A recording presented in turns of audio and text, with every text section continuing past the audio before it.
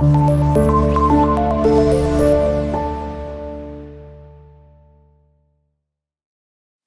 वालेकुम। मैं आपका केमिस्ट्री टीचर अब्दुल्ला ज़िया। बच्चों, आज का जो हमने लेक्चर है बड़ा इंपॉर्टेंट है। वो हमने शॉर्ट क्वेश्चन के हवाले से देखना है। 9.5 हमारा टॉपिक है। इस टॉपिक में हमने देखना है आयोनाइजेशन कांस्टेंट ऑफ एसिड, के ए इसे कहते हैं। इसके लिए हमें सबसे पहले ये पता होना चाहिए, अगर हम एच ए को लाइक वाटर में डिजोल्व करते हैं। अब बच्चे यहाँ पे सोच रहे हैं कि sir ji what is H ए।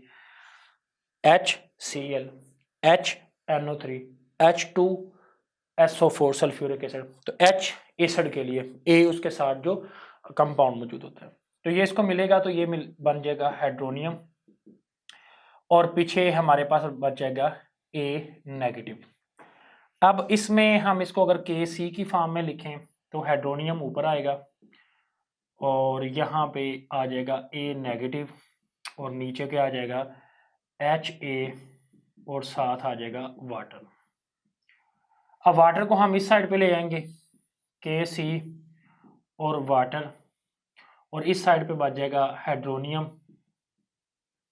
और A नेगेटिव, और नीचे है जी हमारे पास HA। अब वो ये कहता है कि हमने इससे प्रीवियस लेक्चर में पढ़ा था कि जब KC वाटर और इज इक्वल टू, और यहाँ पे सिर्फ H और OH हो तो उसे कहते हैं KW। लेकिन क्योंकि यहाँ पे हाइड्रोनियम मतलब H पॉजिटिव की कंसंट्रेशन ज्यादा है तो हम इसे कहेंगे Ka, एसिड कांस्टेंट। तो ये एसिड की वजह से H पॉजिटिव ज्यादा हुआ है। बाकी सारी वैल्यू वैसे लिखेंगे H3O, और इस तरह हमारे पास साथ है A नेगेटिव, और नीचे आ जाएगा हमारे पास HA। ठीक है, तो ये हो गया एसिड कांस्टेंट। जिस तरह हमें एसिड कांस्टेंट है तो इसके बारे में हमें ये पता होना चाहिए कि एसिड कांस्टेंट क्या है। Acid and base are dissolve in water. Acid और बेस दोनों वाटर में हल होते हैं। May are may not to be a completely dissociate, मुकम्मल तौर पे डिसोसिएटेड नहीं भी होते। Many acid are a weak electrolyte, बहुत सारे एसिड जो है वो वीक इलेक्ट्रोलाइट है। And ionize to an extent which is much less than 100%, जिसकी जो डिसोल्विंग पावर है या डिसोसिएशन पावर है वो 100% नहीं होती। द वैल्यू ऑफ द के ए जो है वो called a dissociation constant of acid, या इसे हम एसिड कांस्टेंट भी कहते हैं। K A can be calculate by pH, इसको पीएच से हम मालूम कर सकते हैं। अगर के ए की वैल्यू 10 की पावर -3 से कम हो तो वो वीक एसिड होगा, मिसाल के तौर पे एसिटिक एसिड। अगर 1 और -3 तक हो तो मॉडरेट भी हो सकता है। अगर के ए की 1 से ज्यादा हो तो वो स्ट्रॉन्ग होगा, मिसाल के तौर पे HCl, HNO3, सल्फ्यूरिक एसिड। तो ये हमने के ए से पता चलता है, जो कि आपकी बुक में नेक्स्ट टेबल भी बना हुआ है। जिस तरह आप लोगों ने ये देखा ना कि एसिड है, आप लोगों को ये भी पता होना चाहिए बेस कांस्टेंट भी होता है। अगर हम यहाँ पे ए ले लें, यानी जिसे हाइड्रोक्साइड कहते हैं, वाटर में डाल दें तो ये ए इसमें से एच लेके, यानी बेसिकली तो ये बन जाएगा ए एच, और पीछे बच जाएगा ओ एच नेगेटिव। अब अगर हम इसका के सी लिखें तो ये ए एच, और इस साइड पे आ जाएगा ओ एच, और नीचे आ जाएगा हमारे पास ए, और साथ आ जाएगा वाटर।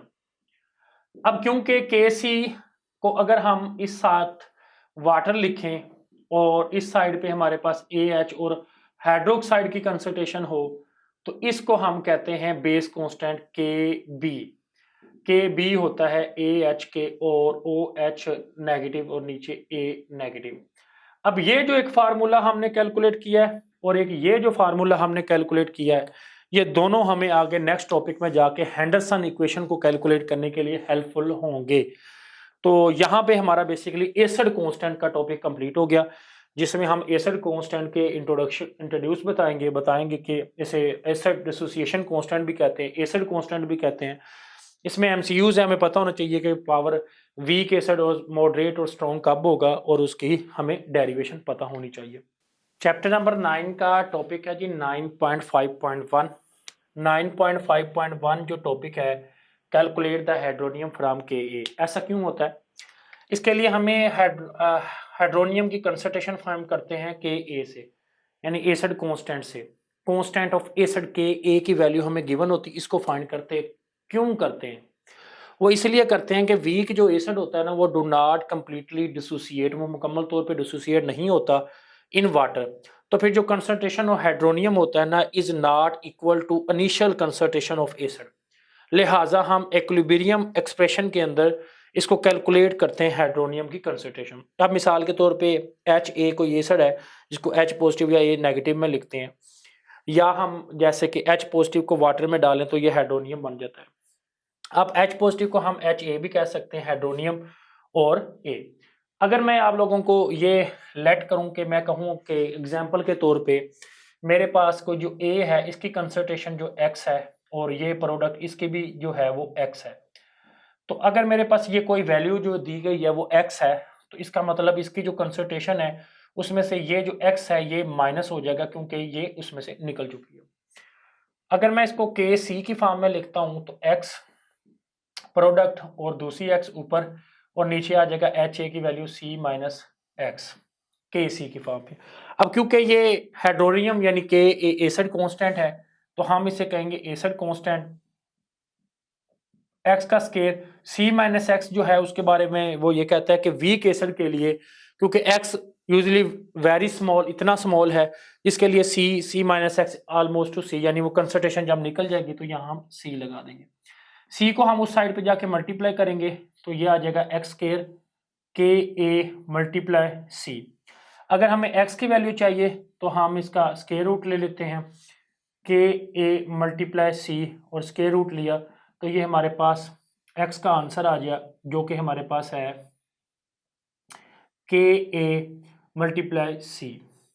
अब ये जो फार्मूला आपके सामने आंसर में आया है ये आप न्यूमेरिकल देखें जो कि 9.1 है, जिसमें हमें ये पता चलता है कि अगर हम KA की वैल्यू जो हमें गिवन है उस न्यूमेरिकल में इसको पुट करें, कंसंट्रेशन भी गिवन है, दोनों को डिसॉल्व करें, हल करें तो इसको हल करने से हमारे पास आंसर आ जाता है हाइड्रोनियम की जो कंसंट्रेशन हमने फाइंड करनी है।